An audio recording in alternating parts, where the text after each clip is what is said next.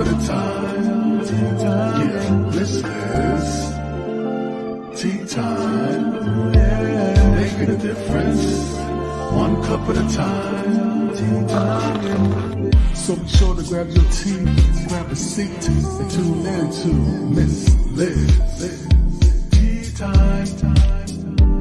Making a difference. One cup at a time. Tea time, yeah. Tea time.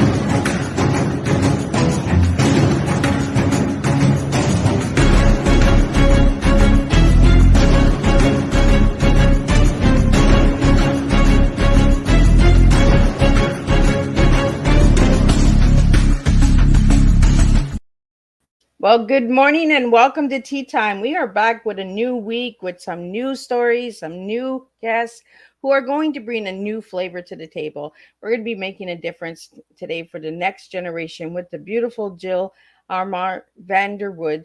She's sitting in the back of the studio. So we're going to get the disclaimer going. We're going to get the bio, and then we're going to get Jill in here. We're going to spill a good, strong TEA this morning with you. So for all of you out there, share this Tea Time. Click on the share. We are streaming to multiple platforms this morning. We are sharing on Facebook, LinkedIn, YouTube, Twitch, Twitter, all of the good places. So if you're on those channels, please give Miss Liz a follow and subscribe so you can see all these amazing tea times. Switch over to the YouTube channel and give that a quick subscribe, and you can see all of these tea times live or replays. There are over 250 different shows. So this morning, we're going to start off with a good, strong cup of tea. We're going to give you a good flavor of outcome. So you get to choose. So we're going to talk about that with Jill. So before we get started, here we go. Disclaimer for Miss Liz's Tea Time live show. Miss Liz myself is going live using StreamYard. Before leaving a comment, please grant StreamYard permission to see your name at StreamYard.com. Please be advised that the content brought forward for any Tea Time show hosted by myself, Miss Liz, is always brought forward in good faith. However, may bring forward dialogues and opinions that are not representative of my platform. The facts and information are perceived to be accurate at the giving time of airing. All Tea Time guests and audience participants are responsible for using their good judgment in taking any action that may relate to the discussion. The content brought forward may include discussion for some where they may be emotionally at risk. It is significant to know that the show is engaging in discussion forums only to offer and inspire awareness and connection and is not providing therapeutical advice. If you have any questions about the disclaimer or the panelist discussion, you may freely contact me, Miss Liz, through my email at bookingmissliz@gmail.com. Moving forward, should you choose to voluntarily participate in today's show in any aspect, I myself, Miss Liz, welcomes you. And should you decide that the show is not made for you at this time, I respect that wish and will see you at a later show at a later date and time. And again, all tea times this year are done on Thursday, 10 a.m., 3 p.m., and 7 p.m. Eastern Standard Time. If they're not on a Thursday, it's because they are a rescheduled show, which will be a Monday or Tuesday. So now a little bit on Jill. Jill Iman Vanderwood is the author of 14 books, including her latest series, The Path You Choose series, where the reader is the main character and asked to make choices throughout the book. There are up to 15 possible endings. Jill is active in her writing circle and busy with her Quilt Guild. She has won numerous awards for her writing, including 3 Golden Gill Awards and the Writer of the Year from the League of Utah Writers, Indie Excellence Award, 2 Mom Choices Award, and the Dove Seal of Approval. She grew up in Portland, Oregon, and is in a family with 11 children. Jill and her husband have four grown kids, nine grandchildren, and three great grandchildren. Her family is her main joy and motivation. So let's get Jill in here so we can spill a good strong cup of tea, and I can take a sip of tea. Good morning, Jill. Good morning, Liz. So it is an honor to have you here, Jill. So let's get into who Jill was as a little girl and who Jill is now as a great grandma. Well, I think I had a big imagination, and as bad as that could be, I became a little bit of a liar because Oh. I thought I could make up a story that sounded better than the truth. I had to learn about that the hard way. A lot of learned lessons, right? Because you're a great grandma. So the little ones, do they try to pull a fast one on you? Oh, yeah, but they're not very good at it. I mean, I can see through it. So, Jill, what got you into writing?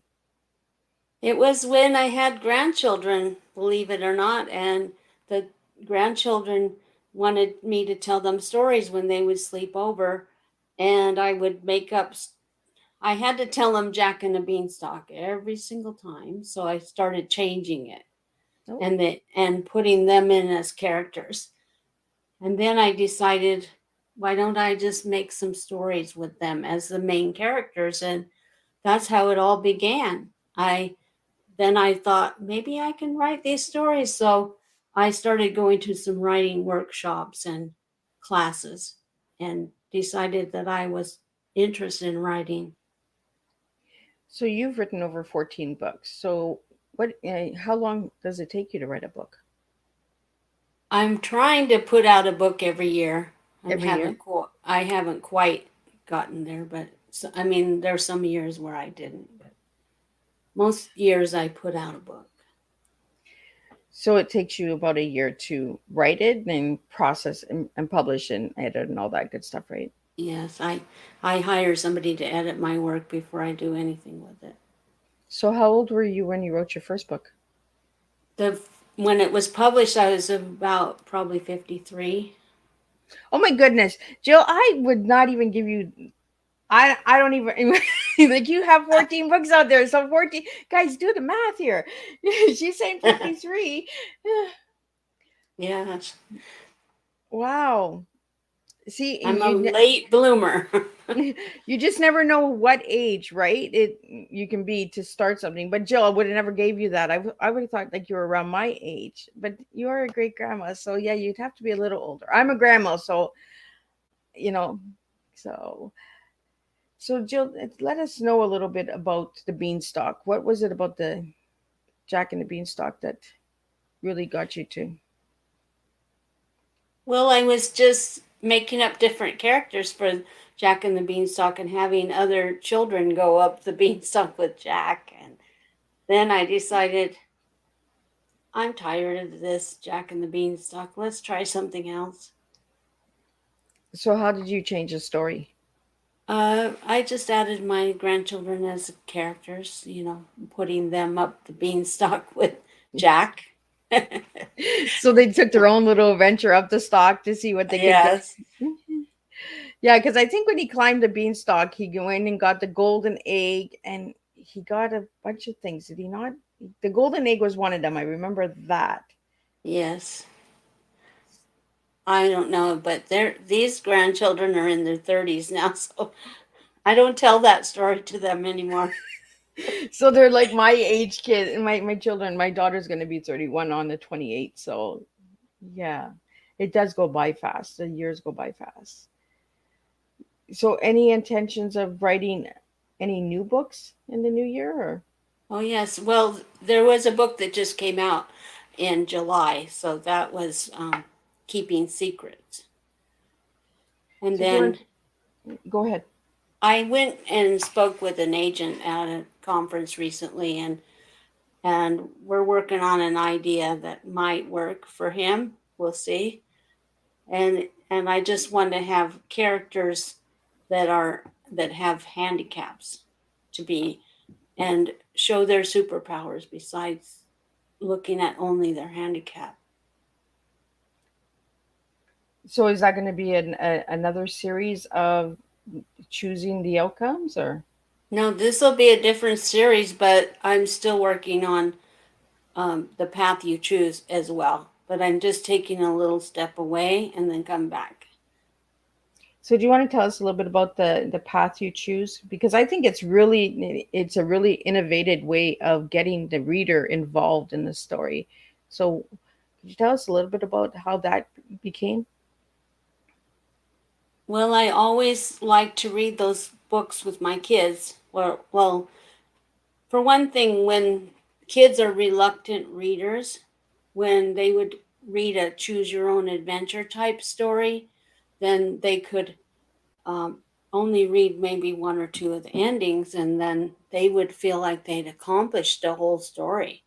But then you can go back and read more.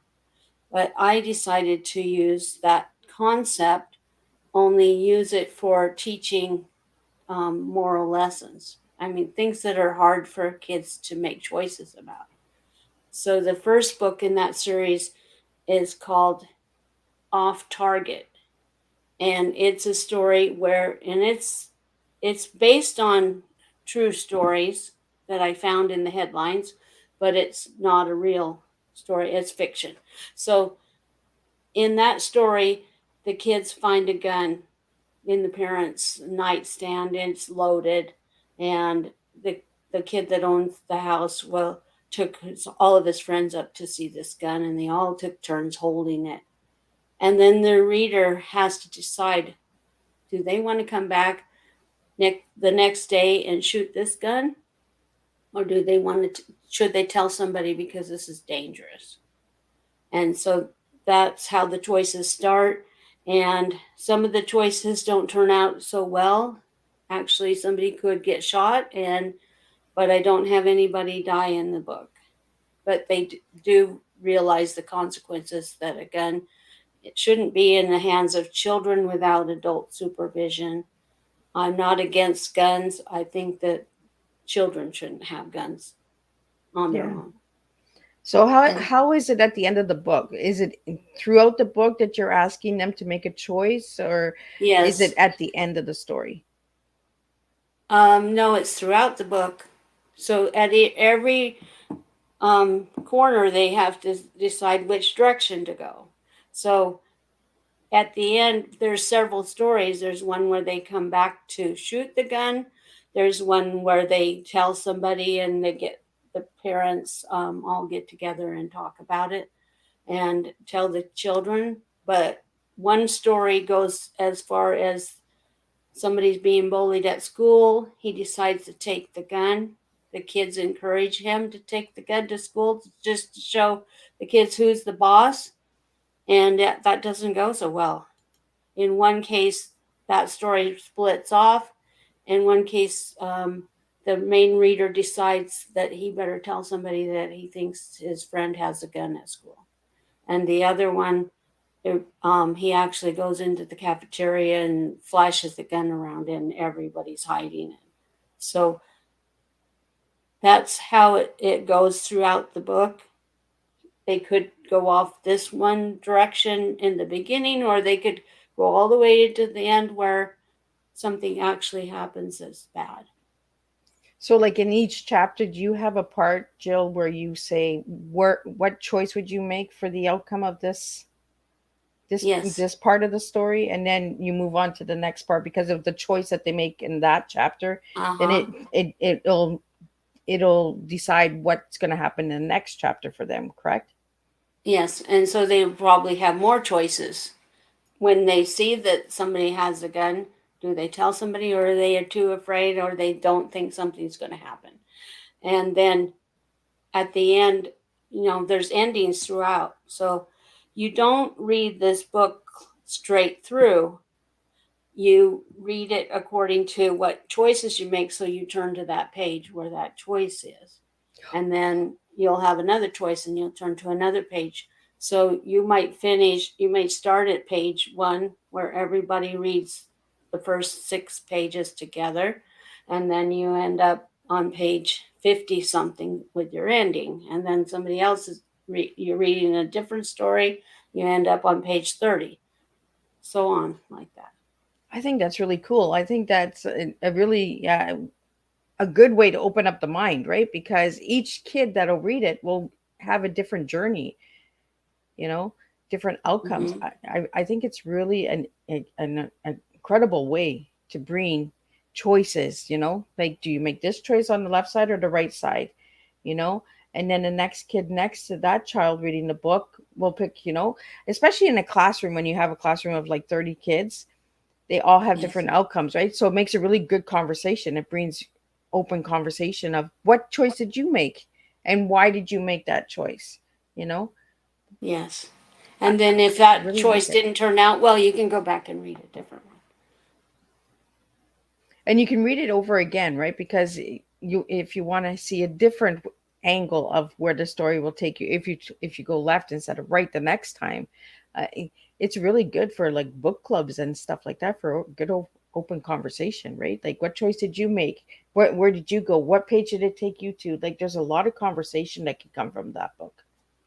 Yes. And then I also wanted to use that book in a group setting where you divide it into 14 or 15 groups, how many endings are in the story, and have each group read one part of the story, and then have a spokesperson come at the end. What did your group learn from that? Oh, that's really interesting. So do you have these books in the schools, Jill? I'm working on getting them into schools. Uh, I'm talking about it every chance I get, and I have been to schools, but not with this series. I have a book about bullying, and I have done assemblies with that. So what got you with the title? Because the title's called Off Target. So it's all about guns, the first book. Yes, So I it's think it's about good. I guns. think it's really good awareness as well, because you're bringing awareness to guns. And like you said, you're not against guns. You know, children shouldn't have them. You know, um, you need to be responsible with a gun. First of all, it doesn't matter what your age is, right? Yeah. So I Hmm. think that's really, really good. So then I want to jump into book two. So book two, you have It's on the Rocks. So what's that one about?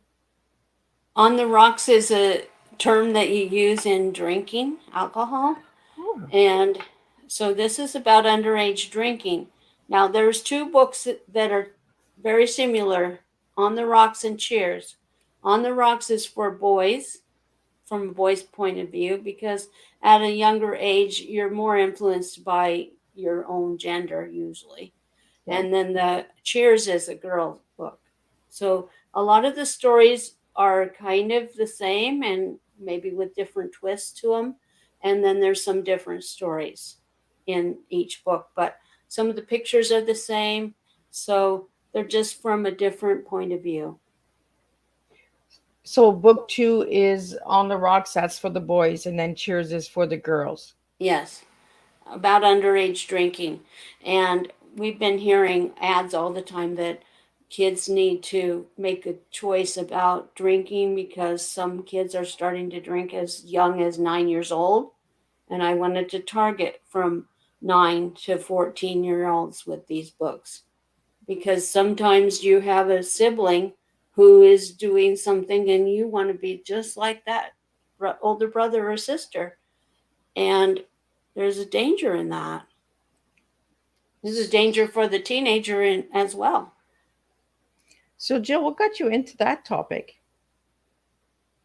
I have a lot of experience in my family with alcoholism, and I was married to an alcoholic at one point. I'm not now. And I've had to see this from the other side. I'm not a drinker, I don't drink at all, but I've had to witness this. And once there's an alcoholic in the family, it kind of runs through the family here and there. Even on my growing up side, there's a few people that have had problems with alcohol. So I thought maybe if kids could learn about it at a young age, they could make those choices early and they could see what could really happen because they're putting themselves in the place of the person who's making these choices. So they're actually making choices in the book themselves. I think it's really empowering what you're doing, Jill. Like having these books, we don't speak of this, right? We don't speak of guns. We don't speak of underage drinking. We don't speak of these topics. Uh, and I like that you have these books out there. So the outcome in book number 2, let's get into book 2 and then we'll get into book 3. So for the boys, what choices do they have to pick from? In the boys' book, there's a kid that there's been rumors at school that he is drinking, and that this one boy has come to school drunk a few times. And then that boy decides to have a party while the parents are gone and invites the main character to that. Well, he before the party, he brings out a flask at school and says, "Let's get this party started now. You want to come and have some drinks with me?" And then the character says, "Oh, I think those rumors are true. He is drinking, and he has to decide with his own classmate if he's going to go out on the playground and drink, or is he going to say no and go home." And it goes on like that. The two boys are home alone because the parents have decided to trust them for a weekend while the parents are away. And the older brother is starting to break rules right away and have friends over, and then they have a party. Him and his neighbor have a party, and the kid has to decide if he's going to go to that party. And then he has to decide, is he going to get in a car with a drunk driver? Is he going to, um, when somebody passes out at the party, is he going to call 911 or get out of there so he doesn't get in trouble? And those are the choices that go throughout the book. So in the girls' book in book 3, you call it Cheers. Why that title? Well, cheers is another drinking term, but so on the rocks, I used it as the drinking term and as they have an accident on the rocks on a cliff. So I used two examples there. And then in cheers, the girls are at a cheer practice, learning how to cheer and with an older girl. And she offers a glass of wine and says, "Let's have a toast because you did a good job on your cheers." And then she says, "You don't have to take the glass of wine, but at least hold on to it for the so we can clink glasses, you know." And then the main girl has to decide, am I going to drink this wine or should I put it back? Her friend puts hers back, but does she has to decide. And then the girl that was leading the cheers picks her up for a party, and she is already acting like she's pretty drunk before when they get in the car. And then at the party, the girl who was leading the cheerleading actually passes out, and she's been drinking since early in the day, and by the time she got to the party and drank more, she's had too much. And then she also has to decide, am I going to call 911? And her sister tells her to get in the car and get out of there. And she gets in the car with drunk driver. And the girls go on the freeway. They're being really loud, and she's in the middle of a dangerous situation if she made that choice. So, and again, it's the same as book 1, right? They have different choices and different pages. So if they take the left side, they go to a certain page, and then if they take the right Yes. side. I think it's really incredible what you've done with these books. It really opens up, and they should be in schools, And I love the target 9 to 14 because that is a challenging time. That's where peer pressure comes in, bullying comes in.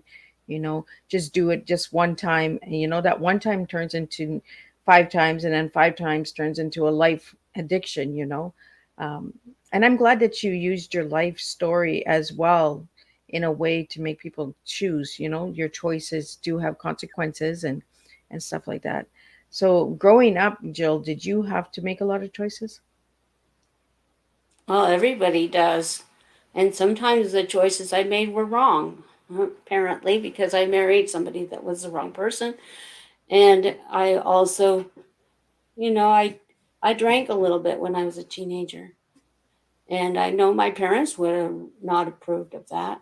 And I've decided that there's no way I want alcohol in my life.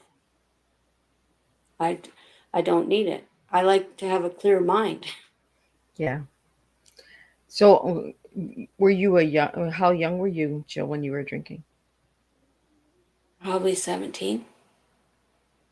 So It was it's that. just a couple times where somebody handed me something tonight. And so I had to make a choice too, and the choice I made was wrong. But I had to live with my choices. Well, at 17, the peer pressure is right there, right? Like the teenage Hmm. years are hard. People say, "Oh, teenagers, they have a lot of peer pressure. A lot of bullying goes on during the teenage, oh, just try it just a little bit, and a little bit turns into a lot a couple years later. I'm really glad, though, Jill, that, that this is something we don't really talk about is the kids, the addictions, how young they start, and where they can turn out to, right, by a choice that we make. For any of the listeners that are out there, if you're struggling with any of this, like, I think these books would be really incredible for you to grab. If you're trying to teach your children different outcomes in life, make different choices. This series is really incredible to grab. So, Jill, if they wanted to grab this series, I want to talk about your other books as well. For this series, the Choose the Path, um, where can they find these books?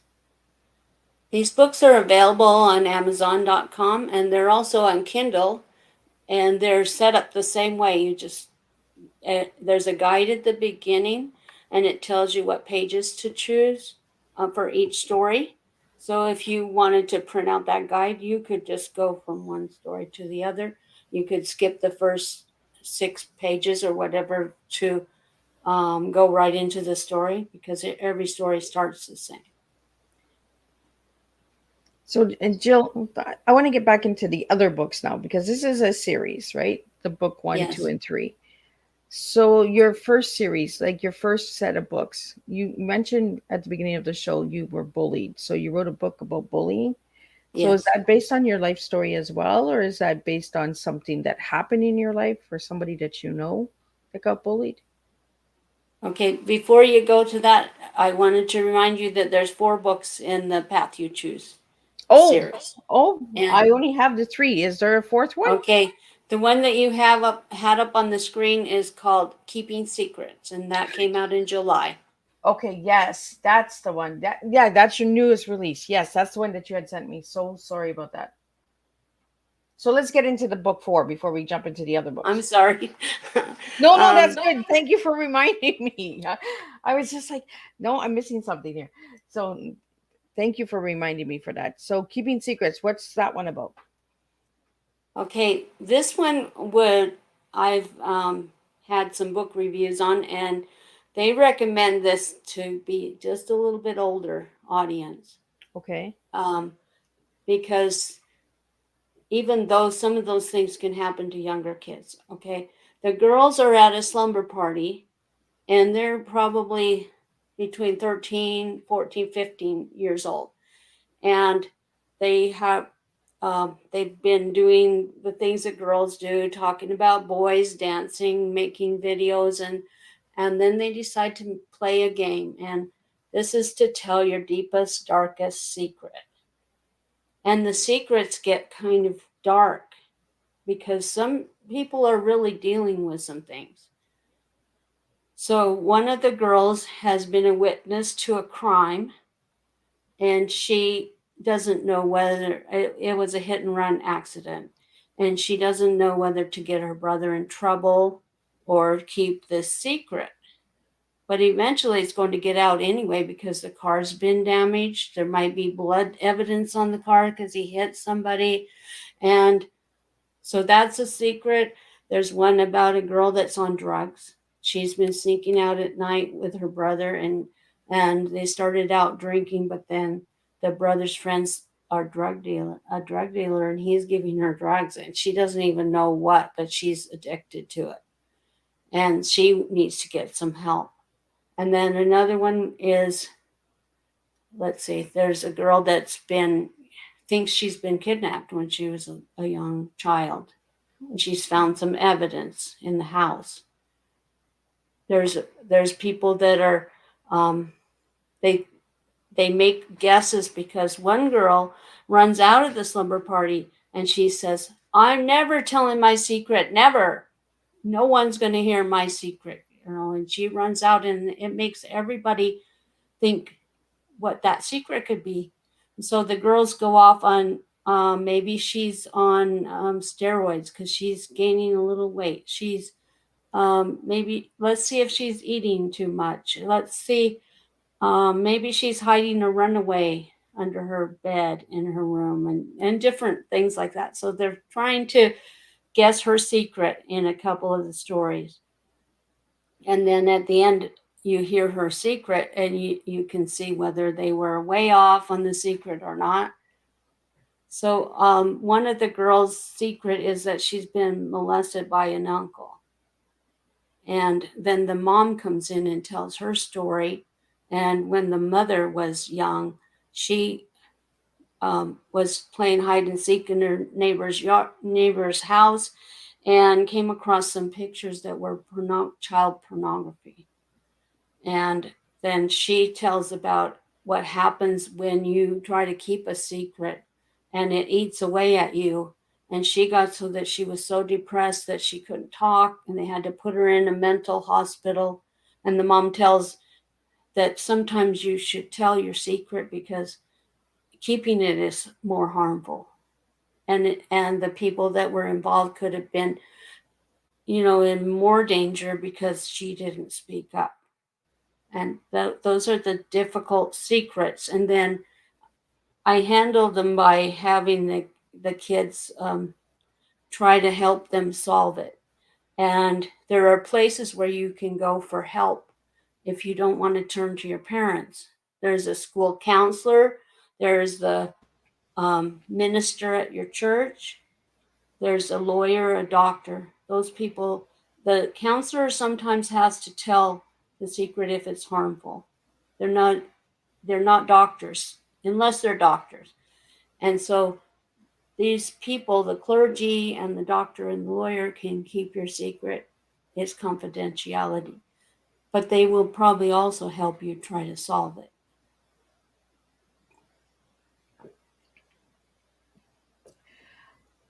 You got me, because trigger warning for everybody out there. Some of the topics that we're talking about are really heavy for anybody that is suffering with addictions or secrets, or um, Jill, I really want to thank you for bringing this series. It was a little trigger for me because it kind of was like you were telling my story. I got pregnant by an uncle who I was molested by, so it kind of just took me back for a few seconds. But I'm sorry. no, it's all good. I'm okay. It's just it was. I felt like you were telling my story, so I was just like, how does she know my story? How does she know my secret? Um, well, it's not a secret because it is in books, but Jill, I think that these books are really incredible. For the viewers and listeners out there, we need more books like this. We need more awareness, and through storytelling, you really can help and save a life. You really can make a difference. Jill, before we went live, you talked about making a difference for the next generation. I think this series is really going to make a difference for a lot of people. So, what age group is this book rated at? Well, the people that reviewed it said maybe start with 12-year-olds instead of 9-year-olds. So, 12 and up. Because, so I'm thinking maybe, the young adult, the young adult, because by the time they're 18, maybe they have already gone through all this or they're over it. But if they haven't dealt with it, this might be a way that they could help. It could also bring conversations with the parents, or somebody that they trust. For instance, one of the girls, the one that had the biggest secret, she was actually she got with an online predator, and he was much older, but she didn't know it. And when she had to finally tell her secret, she told her older sister. And the sister said, "You do have to tell your mom, though." But at least she got to talk to somebody. So I feel like you need to talk to somebody because you don't want to be buried with these secrets. You could save someone else. For instance, the girl that was being molested, she had younger nieces, and she thought maybe those girls might be suffering with that too. And so by her speaking out, she could stop that before it got any further. So the best thing to do is to find somebody to talk to that you trust and tell your secret. I just talked to a woman who was in her 70s, and when I told her about this book, she was triggered like you, and she said, "I have a secret and I'm going to be buried with it." She said, "I have never told my secret in it." She finally told me a little bit, and it was similar to yours. And she, see, if she would have told that secret, it might have solved the problem sooner, I think. Well, that's the thing, right? Well, back then, when things are happening like this, incest and stuff like that, we didn't speak of it, you know. And I think your series, your book series, is really going to open some doors and some conversations. You know, it's going to save a life because you're giving them these hard topics to pick from. You know, you talked about a lot of serious issues that are happening today in today's world. You know, being kidnapped, being trafficked. Meeting a predator online. The internet is a good resource for education and input, but it's also a dangerous place as well because there are a lot of predators or a lot of people that are using it for wrongdoings. Um, for anybody that's out there and you're suffering, like, grab this series. Like, I really think that this series, keeping secrets, it is going to trigger some of us, but triggers are good because if you know your triggers, then that means you're healing. It means that you're working on stuff. Um, and there was so much of that back 20, 30 years ago where we didn't speak of it. We kept those secrets. And even today, we're keeping those secrets. But we need to start having that conversation and saying, you know what, it's okay to speak, it's okay to share. And this is why I do tea time, is so that we can share, so we can heal. You're bringing a lot of topics to the table where people can have that discussion. And I think it's really deeply important. If any of the schools and universities are listening to this tea time, or will check it on the replay, see if you can get the series into your classrooms and have you know, I think it would be good for book reports as well. Why people choose the outcomes that they choose, and that. Jill, I really want to thank you again for sharing this series with my listeners out there. Um, this tea time is really going to be important, so let's get it out there. Let's share it. Let's get that information out there. Um, but it sounds like you took your personal life and turned it into storytelling. It's like Jack and the Beanstalk. You got tired of reading about Jack, so you put your children in and your grandchildren in, and that's what we have to do sometimes, right? Is we have to use our stories to make stories so that other people can heal and open up those wounds and stop keeping secrets. I love the titles. I was not aware of any of these stories, Jill, prior, and I think it's really incredible that I'm learning what these books are about live with you at this moment, because I thought it was completely different stories. Like, so thank you for that. It's I, completely different. I usually do my homework, but I guess I didn't dig enough. Like, just the titles, on target. I was just like, okay, so there's a target practice or something. Like my mind went with the titles. It didn't go into any of these issues and topics that we're dealing with today in today's world, you know. And we've been dealing with them for generations, like centuries. Um, Addiction has been for centuries. Bullying has been forever. I don't know when it started and when it's going to end. Let's hope it ends soon. So let's get into the bullying book. I want to do a little bit about that because I do a lot of tea times on bullying and prevention of bullying. So was that something that you dealt with as a child? It is. I put my story in there first, but this book is anthology. So there are about 42 different people who contributed stories about bullying, and each one of them, after they tell their story, they told how they became strong and how they what they did to overcome this in the way that they did. And one of my granddaughters was being bullied at school, and I was reading to her class at school, and she came in. She wouldn't come in the classroom, and I went out in the hall and talked to her, and she said all the kids were bullying her, and she was crying, and I didn't see the teacher handling it. So I decided that since she wanted me to write about bullying, I was going to do that. And so my story's in there, several of my family members, and then I also interviewed a man who was a NBA All-Star basketball player. And he almost didn't become a basketball player because he was being bullied in the locker room, and told his story and how the coach blackened the windows and let him practice without anybody watching him. And it turned out that mostly the boys that were bullying him saw his potential, and they saw that he could be better than them, and they thought they would lose their chance to become basketball players if he got anywhere, so they tried to get him to stop being a basketball player. And different people, even some movie stars, have I interviewed about their story. One lady, when she was young, she had her teeth were more gum than teeth, and it was embarrassing, and people were calling her Gumby. And it turned out that she became a advertiser for toothpaste. Can you believe that? And she just learned not to put her lip all the way up.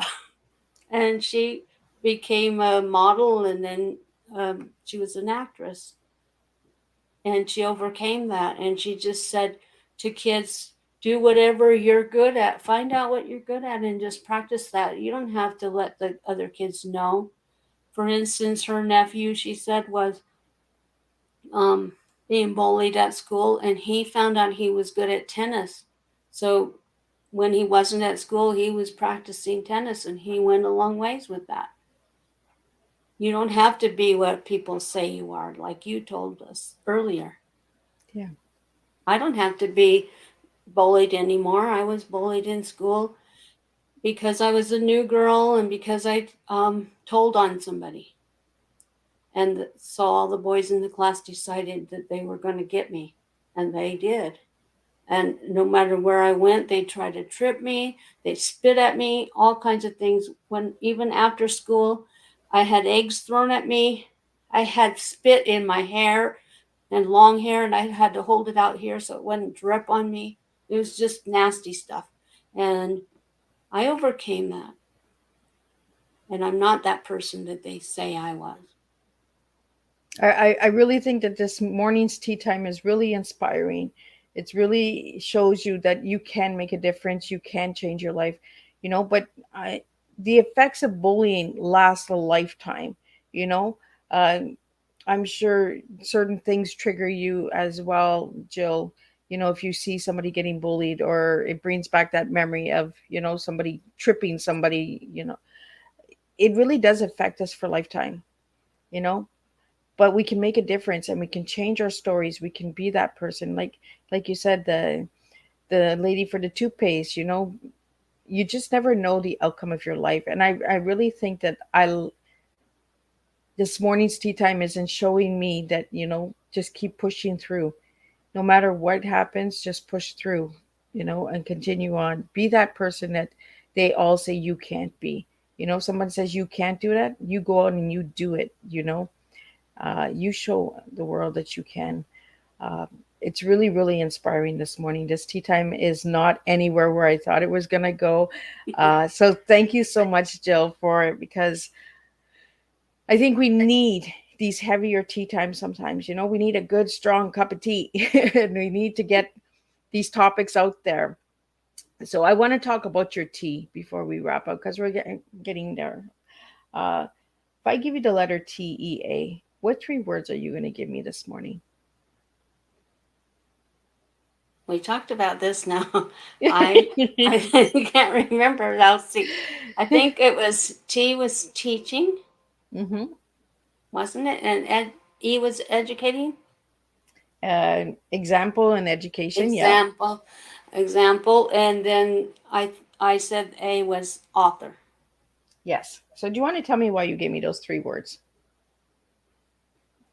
Because I feel like my goal is to teach. And I've been a Girl Scout leader, and I know that kids don't make choices very well. So when I was a Girl Scout leader, was, I would take the girls into the store and they get to pick out what they wanted for their craft. They couldn't make that choice. There were too many. So I learned that you have to just give them a few choices. So I would get three things and they can choose pretty well when there's only three. But if you give them too many, Yeah. they can't. So in my books, I just do a few choices. And I've just been around children my whole life. I'm the third child out of 11.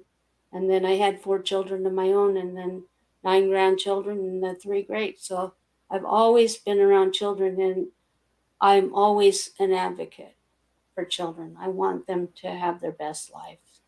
So teaching is what I'm doing. So, and for the word E, for the letter E, you gave me example and education. I knew education was going to come from you because we talked about that before we went live, how important education is. Uh, so, what's the example?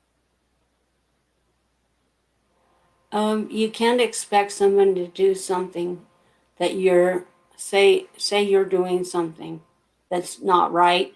You can't expect them to learn not to do it by you. But sometimes they do. Say parents that smoke, a lot of times the kids will say, "Oh, there's no way I'm going to smoke." So example does work sometimes the opposite, but usually you have to be the example for the right way. So, and I want to get into your A. Your A is author. So, you want to share a little bit about that? Well, I went through school like everyone else and some college, and I raised my children, and I wasn't an author. I didn't know. Nobody told me you're very good at this. In fact, I failed typing in school, which is keyboard, because I was absent. I was sick and I was absent, missed too much, and I couldn't catch up. So, and I had to use keyboard. Had to learn that as an older person.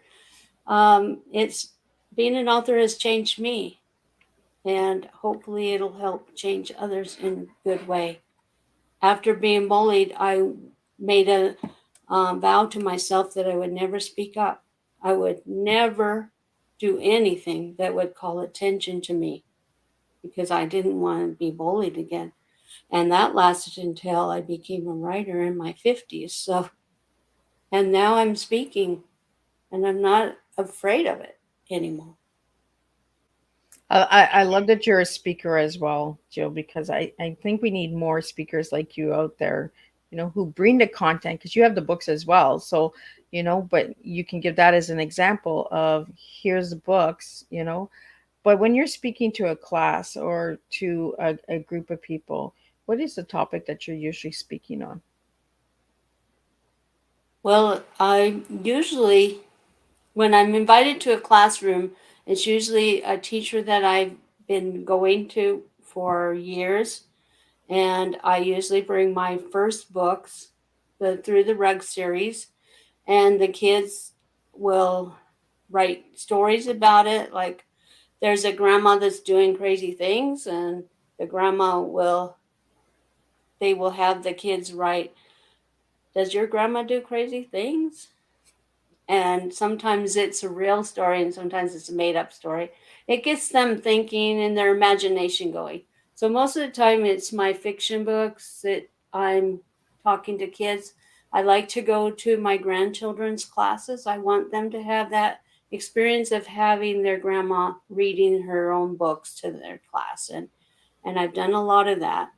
I've also done school assemblies about my book, which we didn't talk about, What's It Like Living Green, and I've also done um, assemblies about drugs and alcohol, and I've also done assemblies about bullying.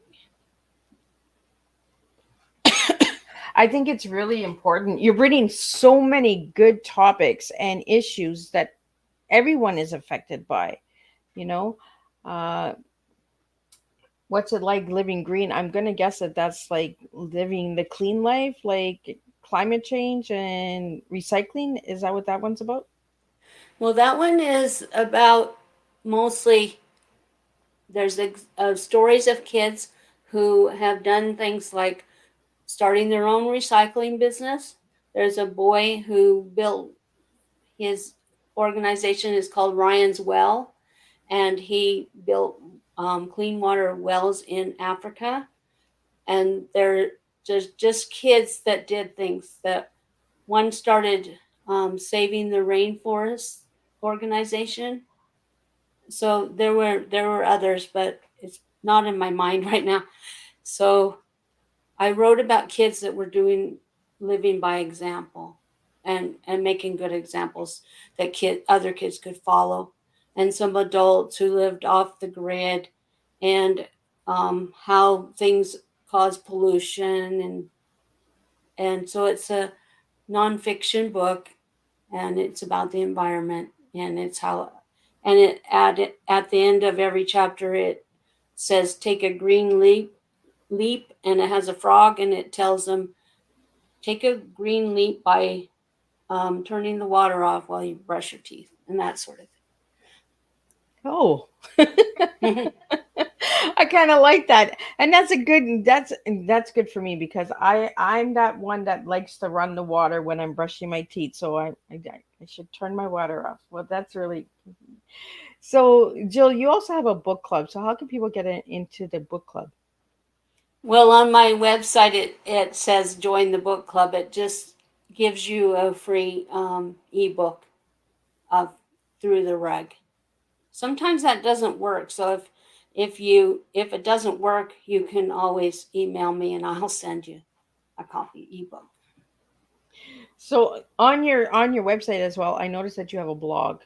And on the Yes. blog, you have some incredible topics. You have the writing and publishing, reading and watching, advice from grandma, uh, things that matter, and I'm only one grandma. So do you want to tell us a little bit about that before we wrap up? Well, I like to, I don't just write one blog, so each blog is about different topics. So, about different books, experiences I've had. There's one about for things that matter. I tell about how I lost my hair when I was eighth grader. My hair just fell out in handfuls, and how that experience affected me, and then how I found out what I found out about it, and that my hair did grow back. So, and then I had people say that that happened to them, and hopefully their hair will grow back too. But it's very hard when you're an eighth grader. Yeah. So, so Jill, you have the things that matter, and you also have reading and watching, writing and publishing. So, are these things that you encourage people to do? These are things that I write about from my experience. So the last one I probably wrote about my new book that's Keeping Secrets. And I'm going to start writing a series on writing and publishing where I do short articles about my experiences in writing, how I started, what kind of things happened, and what I recommend. So I have so many topics that I want to write about on that topic so they can help other people say, hey, she did it. Maybe I can do it.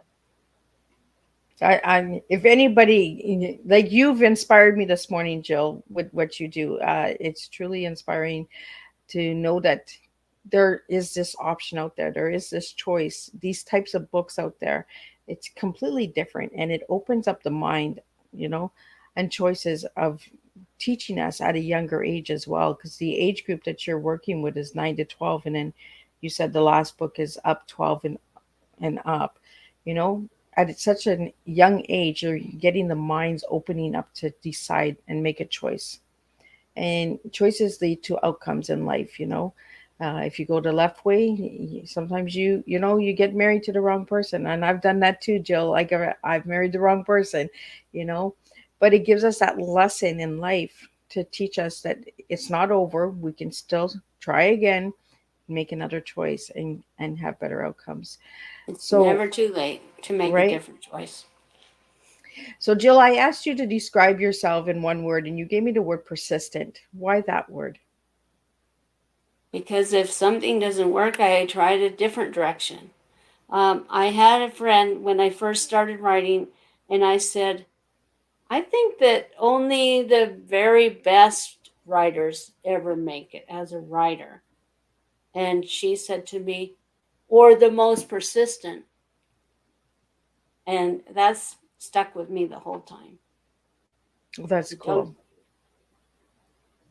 I like that word because persistent means that you never give up, right?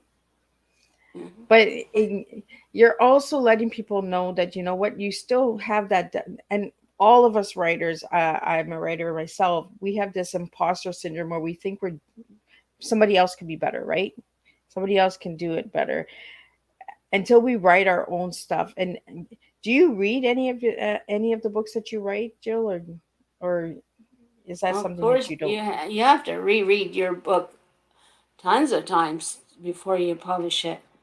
And then the publisher gives it back to you, and then you reread it again. You're looking for errors, you're looking for, I really meant to say this.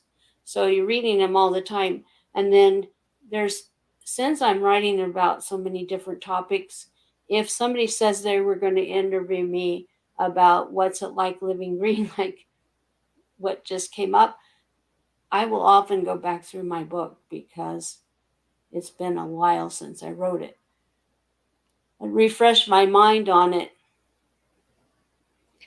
So, Jill, what message would you like to give to the audience this morning? I'm not sure whether to give a message about writing or about reading. Um, Whatever feels in your heart, what message would you like us to hear this morning from you? if you have a message that you want to share, maybe you can become a writer too. Maybe you can become a speaker.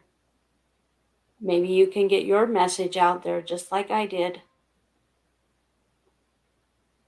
I really want to thank you, Jill. I've learned so much this morning. I did not know that this tea time was going this way. I do my homework, but I didn't do enough of my homework. And I really want to thank you for sharing and going live with me and bringing the topics to the table. For anybody that might be living with secrets or addictions or topics that we spoke of this morning, if you need help, reach out to your local services in your community, in your country. There are hotlines all over. If you need to speak to anybody and you would like to reach out to Jill or myself, you're more than welcome to. um, I want to thank the listening audience out there for joining me this morning and your comments and all of that. I've seen them. I really appreciate them as well. Uh, Jill, you have a lot of thank you. You inspired me. Uh, Motivational uh, tea time, really empowering tea time, Miss Liz. Thank you. So, Jill, thank you for sharing this morning with all of us out here. We will be back this afternoon at 3 p.m. Returning guest Deanne Boyne will be joining us, and she'll be bringing in her new children's book that's called Boomers. So we're going to be talking about children's books. We're going to be talking about a lot of educational books today. The 7 p.m.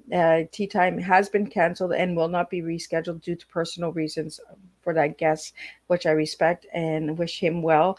And who knows, maybe in the future he might be back, but as of now, he will not be on tea time. Um, I want to thank everybody for sharing these tea times and getting them out there. Um, Word of mouth goes a long way. These tea times are created for awareness, to teach educational awareness that all stories can make a difference. like Jill has this morning with all of us. So share your stories and let's all make a difference and let's share our TEA with the world, one cup of tea at a time. And I'll see everybody at 3 p.m. Eastern Standard Time with the second tea time of this week.